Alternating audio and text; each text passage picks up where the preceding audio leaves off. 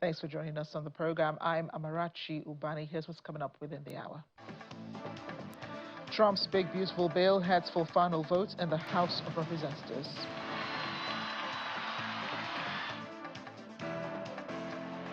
Tributes pour in for Liverpool's Diogo Jota, who died in a car crash in Spain.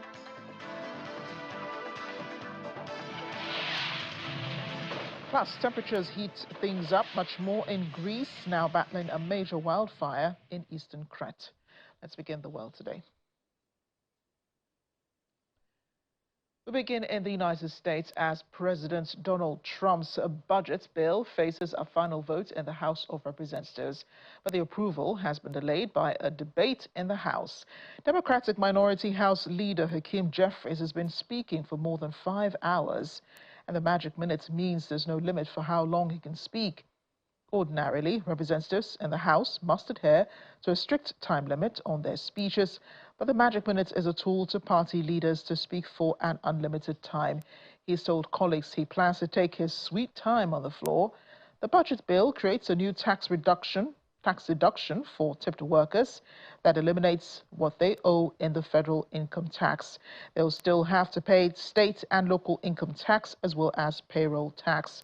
And with the latest version of the bill, which was revised in the Senate, there's a limit of $25,000 on those deductions. Trump's budget bill includes increased spending in 2 areas central to the president's agenda: border security and defense. The costs incurred will be offset to a degree by cuts to health care and food support programs, which has been a main point of contention for lawmakers in both parties. Meanwhile, the president on Wednesday dramatically escalated his rhetoric against Federal Reserve Chair Jerome Powell, calling for the resignation of the U.S. Central Bank chief. Trump cited a Bloomberg article reporting that Bill Pult, the head of the Federal Housing Finance Agency, who's frequently criticized Powell, called for a prompt investigation into Powell, accusing him of delivering deceptive Senate testimony on the federal buildings renovation project. Trump seemed to endorse Pulse's statement urging Powell to step down from his role. Too late, should resign immediately, Trump wrote on social media, his social media platform, Truth Social. Powell's term is set to expire in May 2026, but Trump is already mulling his replacement. The Fed has not commented on Pulse's or Trump's statements, but during a recent Senate hearing, Powell disputed reports that the Fed headquarters renovation plan included lavish features. Trump has repeatedly attacked Powell, demanding that the Fed lower interest rates, but the U.S. Central Bank has resisted Trump's calls, citing concerns about the effect of his tariffs on the U.S. economy. Staying in the United States, a federal judge has denied Sean Diddy Combs' request to be released on bond, and the music producer will remain detained until his sentencing for lesser sex crime charges. A jury convicted Combs on 2 counts of transportation to engage in prostitution. He was acquitted of the more serious charges of racketeering and sex trafficking, which both carried a maximum sentence of life in prison. Judge Arun Subramanian came to the decision on bond release after releasing and receiving letters from prosecutors and defense attorneys. The judge said the applicable law did not allow for Combs' release at this point, saying evidence at trial showed the music producer's pattern of violence. According to her, at trial, the defense considered the defendant's violence in his personal relationships, saying it happened with Cassie and Jane.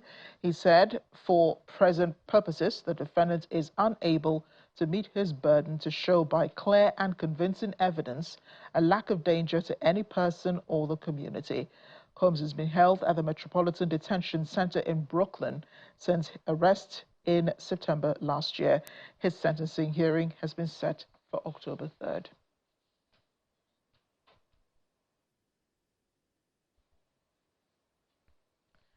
We'll be talking to our correspondent, Maria Bird, in a short while. In the meantime, tributes have been pouring in for Liverpool and Portugal player Diogo Jota, who died in a car crash. He was just 29 years old. A club released a statement a while ago saying it was devastated by Jota's tragic passing. It says Liverpool FC will be making no further comment at this time and request the privacy of Diogo and Andre's family and friends, teammates and club staff is respected as they try to come to terms with the unimaginable loss. Diogo's brother, Andres Silva, was killed in the crash as well, the result of a tire blowout in the Spanish province of Zamora. Portugal captain Cristiano Ronaldo, who played alongside with Jota, wrote on social media, "It doesn't make sense. Just now we were together in the national team. You had just got married." Five-time Dior winner Ronaldo sent his condolences to Jota's family, his wife and children, adding, "I know you will always be with them. Rest in peace, Diego. We will miss you."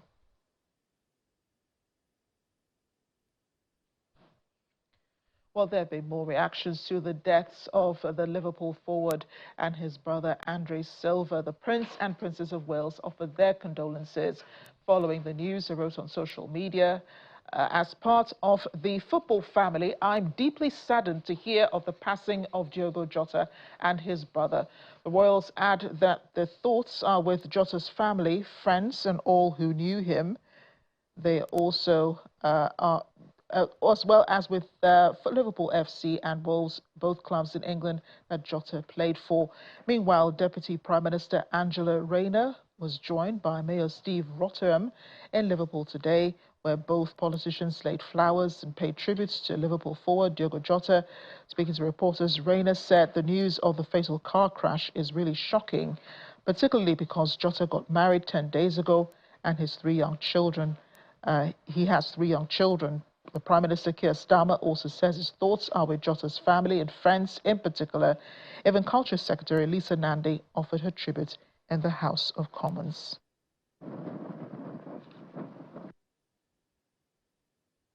As we came into the chamber today, there was the tragic news of the passing of Diogo Jota, the Liverpool footballer, at the age of 28. So can I put on record our condolences to the friends and families and Liverpool fans across the world on that passing? Thank you, Mr. Speaker. And can I just take this moment to echo the comments that were made by the honourable gentleman a moment ago about Diogo Jota. We just received the heartbreaking news a moment ago before we came into the chamber that he tragically lost his life at just 28 years of age. I think the whole House, and my honourable friend in particular, is heartbroken by this news, and I wanted to send our sympathies to his friends and family on behalf of the whole House. Can I first associate my party with the words said about Diogo Jota, a tragic loss to the world of football? As we have reported earlier, a Liverpool forward and Portugal player Diogo Jota has died. He was aged 29. His brother Andre Silva also died in the car crash with him in Spain. There have been tributes pouring in for the two men, especially for Diogo, who was very famous in England and also around the world as well. In Portugal, Cristiano Ronaldo, who is a Portuguese player, paid his tributes to him, saying that this definitely was devastating news. He says it doesn't make sense. Now we're together in the national team. He just got married. Jota got married about 2 weeks ago to his long-term partner, Rota Cardoso, with whom they had 3 children. The 5-time Ballon d'Or winner, Ronaldo, sent his condolences to the family. Sir Keir Starmer, the British Prime Minister, has also conveyed his condolences to his family and friends. A lot of politicians in the UK are also reading out their tributes to Jota and his family, who at this time are devastated by the news, including other fans as well around the world, including here in Nigeria. Let's bring in our sports correspondent here in Channels Television, Cecilia Moragwe, to discuss this. Cecilia, great to see you. And I am sure that the world of football is devastated by this news. Yeah, I think this morning when the news broke, right from Spain, when police actually confirmed the report, at first when I saw it, I didn't believe it because I was just reading about him, when the former, the owner of the club he played for earlier, Wolfante, was talking about one of the players they regretted selling, to their opposition club happens to be Diogo Jota because of the impact he made in the club.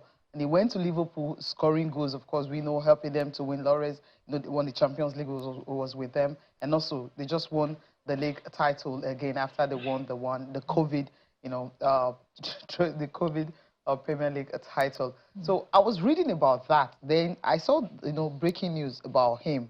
So I was trying to connect, is it the same Diogo Jota I was reading about, or Diego, E and O. So I was trying to, reconcile, the person I was just reading about, Right. going to Liverpool, his injury worries all the time. He had injuries when he didn't play and everything. And then it was confirmed by when the Portuguese Federation released a statement that, confirming his death, and then the details of the crash, coming in, and the fact that, it was just himself and the brother, driving, an entire burst, and then the whole thing happened. I think the whole world is actually mourning him. We've seen reactions, just mentioned, coming from global stars, from the politicians to the footballers, entertainers, and all of them. Because of the impact is actually hard, on football. It's not easy for you to transition from just playing in Portugal. From there, he went to Wolves. Before, he went to Liverpool. So just that time, he has spent in football, and the laurels he's won. I mean, just UEFA Nations League, he just helped Portugal to win it. I mean, Cristiano Ronaldo, I understand why he's saying this is something that he's trying to come to terms with it, because Diogo Jota, growing up, his idol is actually Cristiano Ronaldo. He always wanted to play alongside him.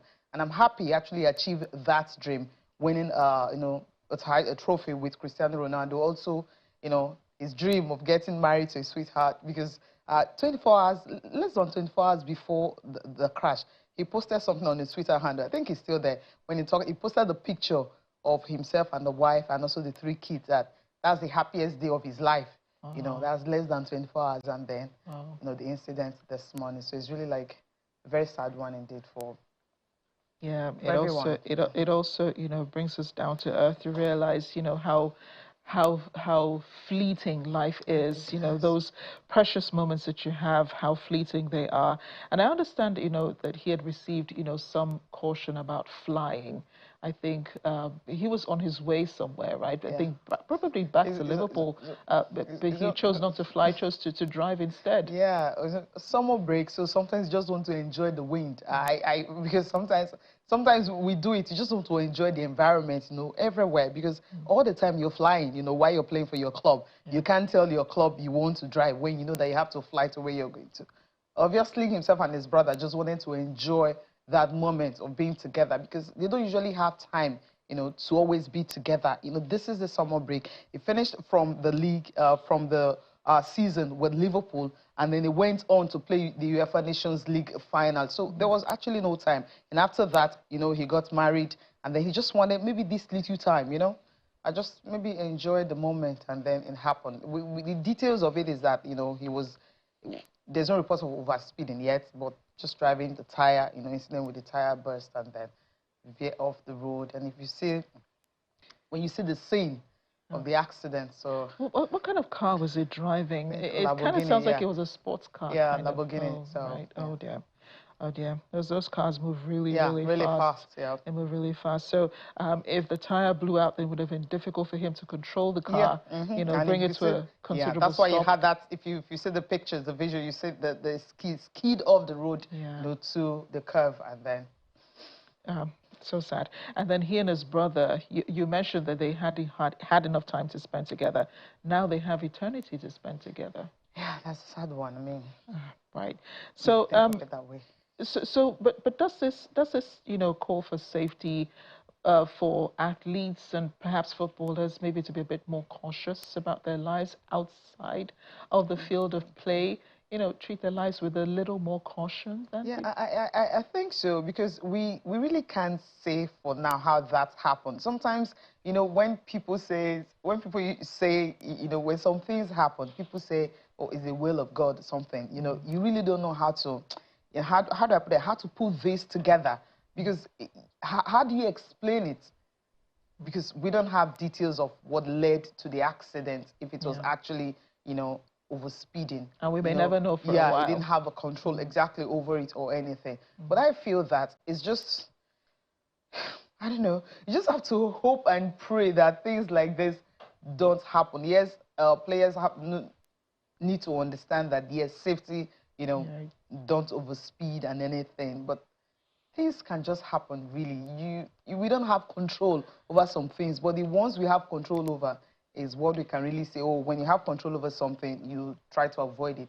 But you driving on the road, not knowing what's going to happen next, not knowing that you're going to have tire issues or anything, it's something that you really can't control. But that doesn't, take away the fact that what you mentioned concerning players just need to be cautious, whenever they are on the road. I know it may be a bit too early to ask this, but how does his country, his club, how do they hope to, honor him, immortalize him, I guess? I think they're going to bring that up later. But what the Portuguese Football Federation said earlier was that they've written to UEFA already that the Women's Euro Championship that Portugal will be playing on Thursday, they'll have to honor him during the match. So they're starting up with that. I think after that, then we'll know more of what they're going to do, what they will do.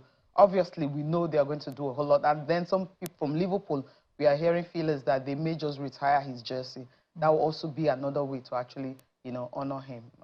And then I love the fact that, rival clubs, Manchester United, they were actually the first, to start the tribute and everything. We know the rivalry between Manchester United and Liverpool.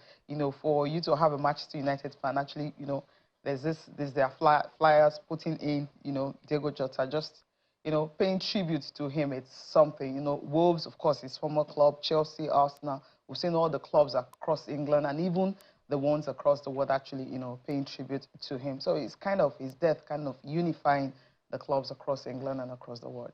Yeah, Diogo Jota's death, a huge shock, a devastation, I guess, to not just the world of football, but to everyone around. Thank you, Cecilia.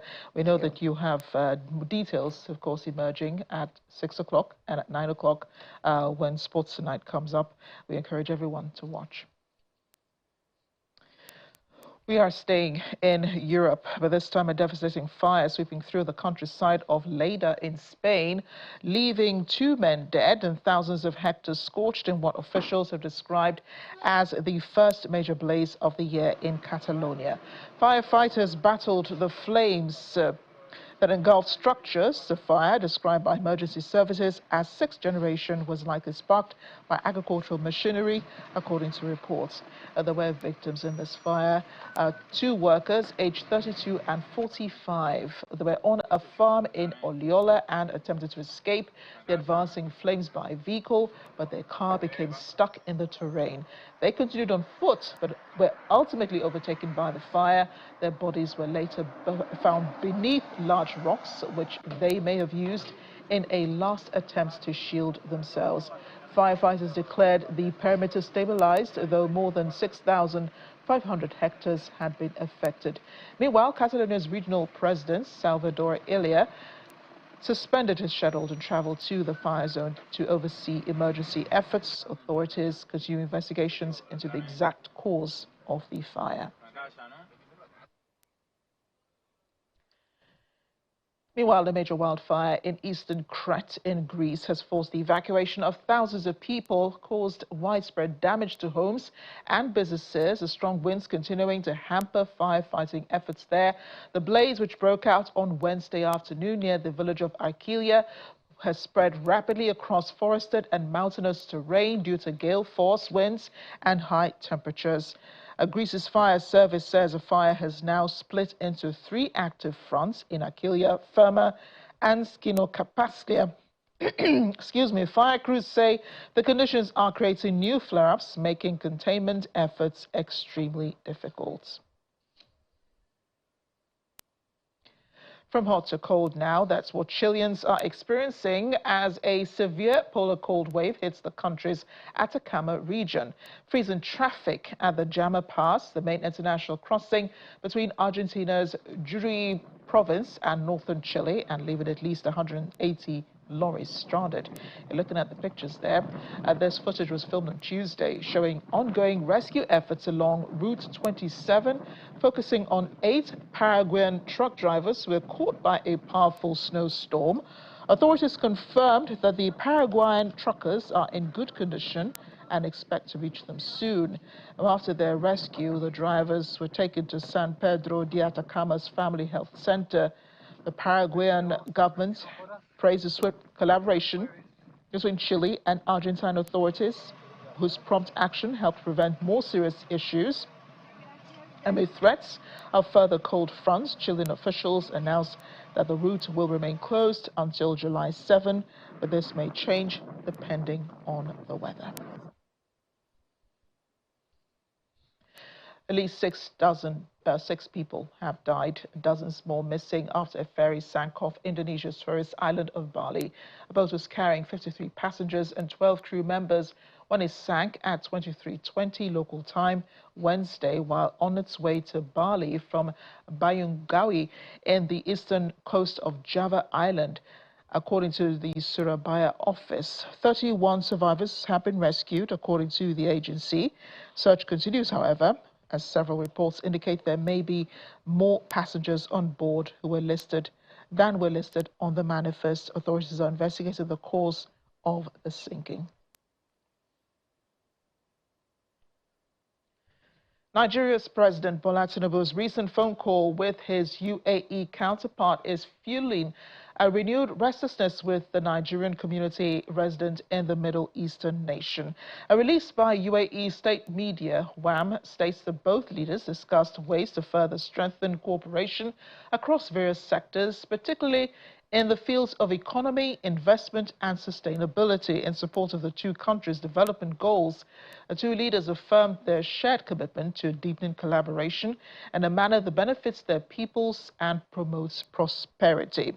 The statement further reveals they reviewed a number of regional and international issues of mutual interest, with both sides underlining the importance of joint action to support regional security and stability in support of development and progress for all. The question Nigerians in the UAE are now asking is whether the lingering visa challenge for them is still a topic of deliberation between the two nations. I want to bring in now Nigerian blogger in the UAE, citizen Oluwatosin, and Channel Television's Dubai correspondent Mayowa Adegoke, both of them citizen and Mayowa. Thank you so much for joining us on the program today. Thank you for having me. Well, I expected to hear a citizen's voice as well. Citizen, are you there?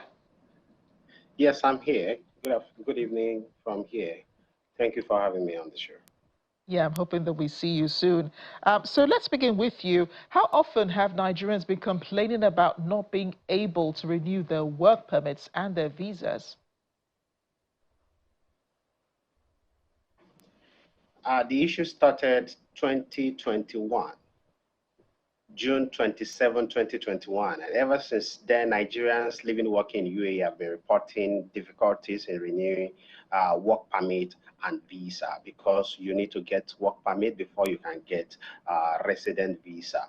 Why this issue is not for every Nigerians, but majority of Nigerians in UAE have been affected ever since then. 4 years now, and we are still here.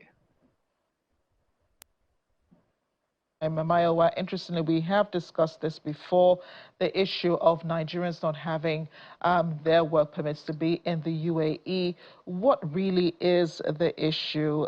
Is the UAE government refusing to give these documents, and why is that? I think the issue is definitely multi-layered and perhaps complex, although you would think that if both nations have a great relationship, then it shouldn't be. What you will have to consider is back in time, pre-2021, Nigerians did enjoy a level of relationship. They enjoyed a level of liberty. They enjoyed, so just an openness with the ease of getting visas, whether it was tourist visa, resident visa, or getting work permit. So all of these things weren't commonplace prior to 2021. And so that's the backdrop against which we have to look at what's going on right now. Nigerians are wondering, why is it so difficult? Why should it continue being difficult? Yes, over the years, many issues have come up. You had, for instance, the issue of violence in certain areas linked to Nigerian community or Nigerians. You had that going on. You also had the Emirates issue, which was long-standing, of them getting out their funds out of Nigeria. Well, all of these issues, they're really dead and gone. So the question is, why are these issues lingering? And I'll give you context to that. I myself had reason to be at the immigration office a few weeks ago, and one thing I'll say is, back when, years ago, the UAE in general was very open. Their policy was probably everybody come to Dubai, everybody come to the UAE. They made it really easy. Post-COVID, things have really changed. The landscape has changed. The economy has changed. Dubai has become this hot cake globally. And from what my conversation at the immigration office, I do understand that they're being a lot more selective with the people they want in the country. Juxtapose that with what Tosin has said, where majority are having this, challenge. You also have to consider that majority of people experiencing this are probably not high income earners, are not working in top organizations, maybe do not have this lofty career that they can boast about and show off. So these are issues that you have to consider. All that said, if both nations have a great relationship, if Nigeria enjoys what other nations like India, for instance, enjoys, then this shouldn't be a problem, ideally. Right. Citizen, can you corroborate anything that Mayowa is saying, about this, about the selective visa processing that's going on? They instead of favoring those who are applying for certain types of visas, who belong to a certain tax bracket, who are the beneficiaries of this government's opportunity. I truly agree with Mayowa that UAE has gone past the the stage of building, and currently they are in the stage of moving to the next level, and more white collar workers are needed in UAE. But as we speak, it is not only Nigerians that are blue collar jobs that are having difficulties in getting new visa and work permit. Everyone, it cuts across all categories. It cuts across all categories. Only mostly ladies are able to get the visa. For the guys, except if they are renewing under the same company, but the guys cannot change company. And even those ladies that are able to get the new visa and work permit, they can only get it in Dubai Emirates. Other Emirates are very difficult, and we only have scanty, we have a sprinkling of ladies getting it in other Emirates. Every other nationalities can get it everywhere. Other nationalities are not categorized into categories that can get it and cannot get it. If some categories of Nigerians cannot get the visa, that means the issue is still there. Why are we have encouraged Nigerians to enhance themselves, to upskill and upgrade themselves with, most especially, the recent skills that is available in the market and hot cake in the market? We cannot deny the fact that majority of us cannot get visa, irrespective of the categories we belong to. We have doctors, Nigerian doctors, that cannot get visa. Work permit, they cannot get it. We have teachers that cannot get work permit and visa. So if doctors cannot get it, teachers cannot get it. I think those guys are in the A list. They're in the first categories. So if those ones cannot get it, means guys with the blue collar jobs, they don't have a chance. So, Mayowa, it then presupposes that there are hundreds of Nigerians in the UAE without legal documents in the country. What are they doing while they are either trying to get, their work permits or renew their visas, or perhaps make plans to go elsewhere? Because right now they are in danger of deportation. Absolutely. A lot of them are hoping against all hope that something will change. And that's it. For some of them, it's like, where am I going? What am I going to? So they're living with fingers crossed that as soon as something happens, the Nigerian government is able to engage the UAE government on this particular issue, and that there's a solution, then they can easily regularize. If there are any fines to pay, which is standard in the system, you overstay your visa, you can pay fines and everything is all well and good. So people are hoping that something good will happen. They can pay their fines, they're able to get better jobs and get better pay, and then all is well and good. So that's essentially how people are living. A lot of people are having to live hand to mouth. They're having to depend on the charity of other people, or even maybe savings that they've had over the years. It really is difficult for anyone who's here and not valid. I wonder if both of you can confirm, if these Nigerians have sent word back home about their living condition, about how difficult life has been for them in the UAE. Citizen, can you confirm that? Nigerians living working in UAE, life has been very difficult for us in the last 4 years. In the last 4 years, people cannot renew, people cannot get work permit. Nigerians are stuck with a company they are. And if there's any reason for that company to fold up, they cannot change to another job. Life has become difficult. We have difficulties in, sending money back home to our aged parents. We have families back home. We cannot pay our children's school fees again. Many Nigerians in UAE are currently depressed. We have a report of people that have died in their rooms and their neighbors not even knowing that they died because they are depressed because they lost their job. Many families are stuck outside the country. Many people have gone back home to marry and they cannot bring their wife, their husband to UAE. Many Nigerians have traveled back home to go give birth and they have visa. The husband have visa, the wife have visa, but their newborn baby, they cannot make visa for that newborn baby to come back with the mother.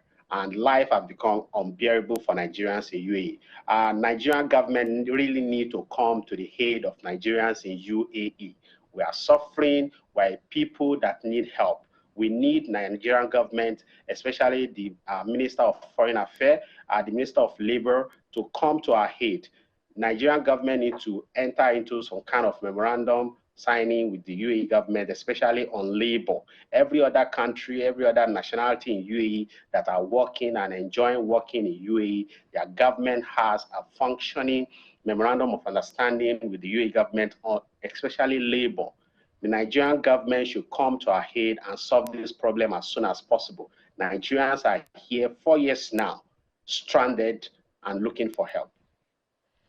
Yeah, and Maiwa, you probably have, more stories to tell because you have had to report on those Nigerians who are trying to cope. I remember there was a particular time, a particular story that you had of, of Nigerians who had reached out, I think, to the federal government here. There had been some deportations eventually, and there were threats of more deportations. Could you tell us if there's been an update on that? Well, oftentimes the UAE government would try to maybe say sanitize, remove people from the system. The stories are always mixed. So some of them, they're not valid. They don't have valid papers, and so they're not supposed to be in the country. Then they would get deported. But you've also heard stories of people getting caught up in the mix, people who seem to have valid documents, and they also just get deported. Sometimes one doesn't really understand what the behind the scenes is and why people with valid documents would get deported. These are questions that perhaps the Nigerian government needs to take up with the UAE counterpart, because it seems like it's just gone beyond the average resident. So this is a conversation that the Nigerian government needs to have with the government aware. And I think the answer is yes, because at least Channels has been doing a lot in this regard. So if they're aware, what are they doing? Is this of concern to them? Are Nigerians in the UAE that important to take up the case and have that conversation with the UAE government? Or is it just all about economy and agriculture and how to get investment? Your people are your biggest investment, and we shouldn't leave them to just suffer like that. So every Nigerian life, if every Nigerian life is important, then the welfare of every Nigerian is also important, and the government of Nigeria should be concerned. Indeed. We're also making efforts here to reach out to the Nigerian government to find out where exactly we are with that bilateral agreement with the United Arab Emirates. Citizen Oluwatosin, thank you for joining us on The World today. Your first appearance on the program. I hope there'll be many more. Mayowa, always a pleasure having you. Thank you both. Thank you, Amaraj. Thank you, Fahad. A 30-year-old man has admitted to murdering 4 roommates in a small Idaho college town in 2022 as part of a plea deal to avoid the death penalty. Brian Koberger, a former PhD criminology student, was set to stand trial in August over the attacks that shocked America.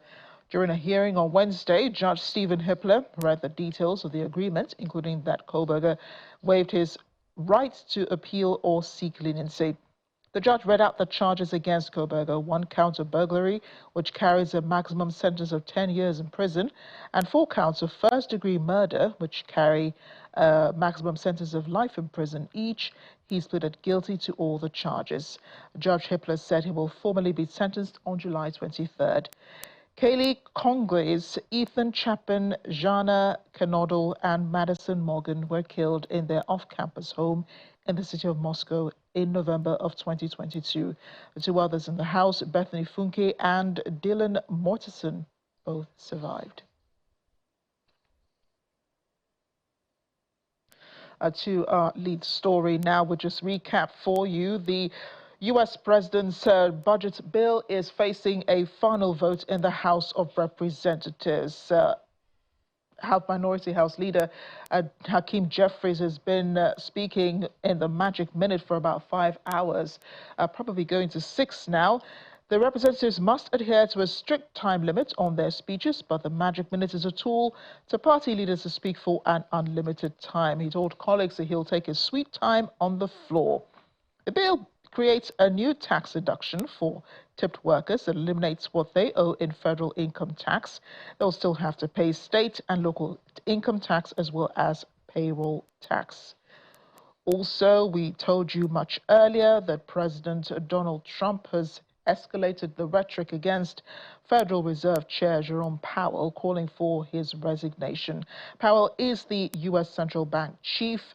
Trump cited a Bloomberg article reporting that Bill Poulter, the head of the Federal Housing Finance Agency, who has frequently criticized Powell, called for a prompt investigation into him, accusing him of delivering a deceptive Senate testimony on the Fed buildings renovation project.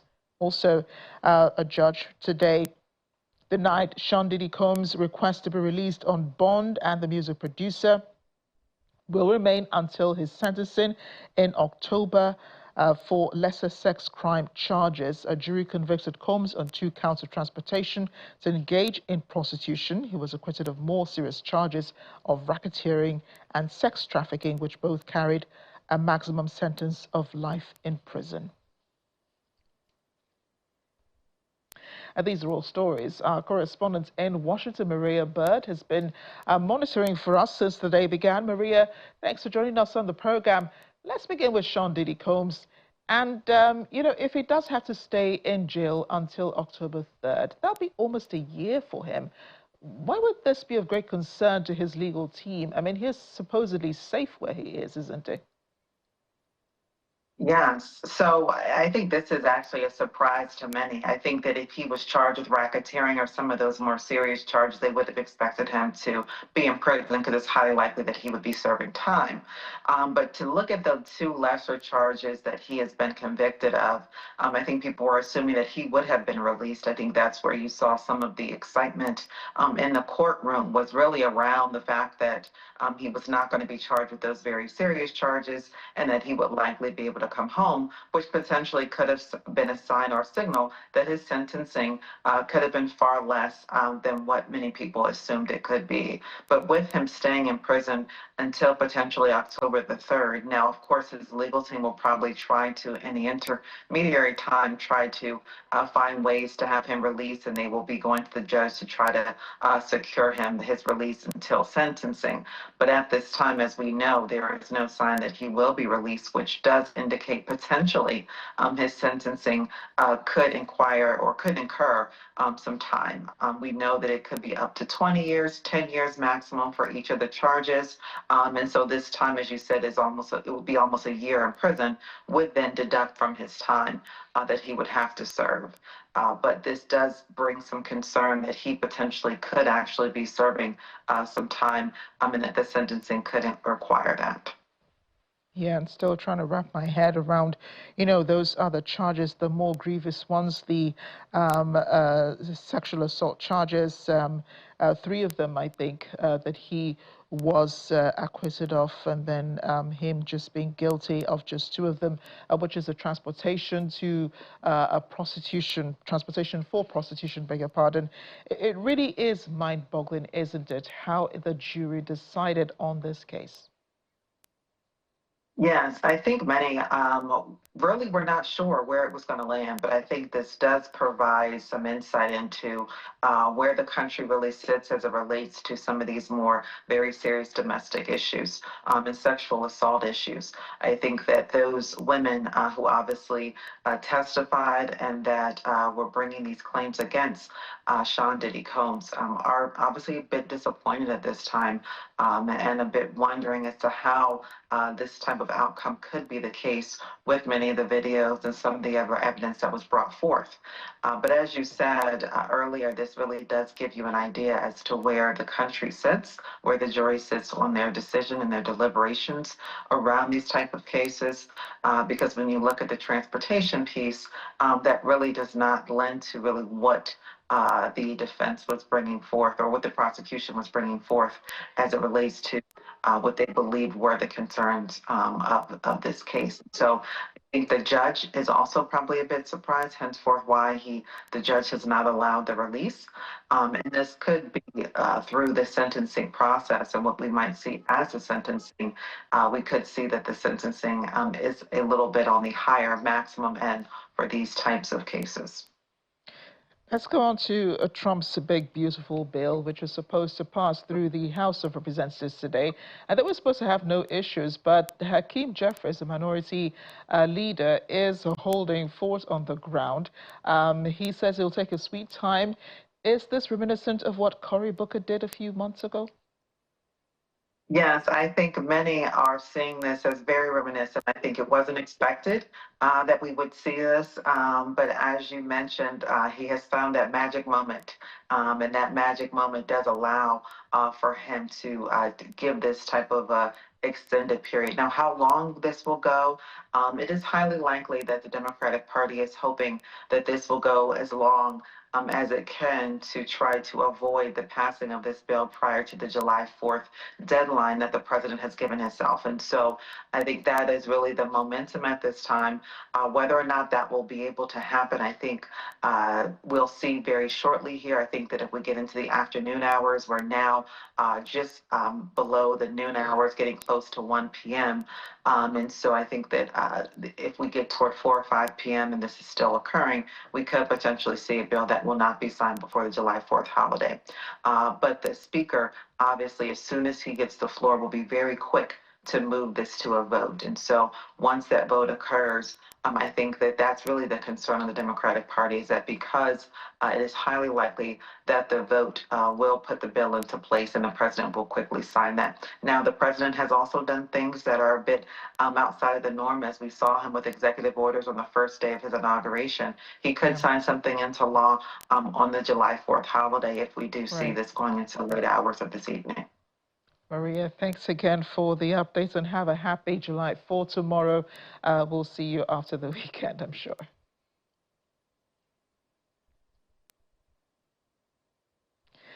Well, as we end the world today, in Mexico, the mayor of San Pedro, Daniel Gutierrez Pina, has married a caiman. It's an alligatoroid belonging to the family of alligators in his community.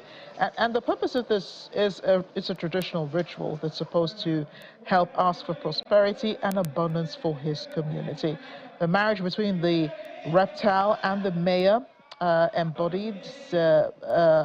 brings to an end the conflict between the two people of Chonto and Huave. The caiman was taken from house to house by her caretakers, dressed in, believe it or not, a white wedding gown. After the wedding, the mayor danced with his new wife to traditional music before sealing the union between the king and the princess with a kiss.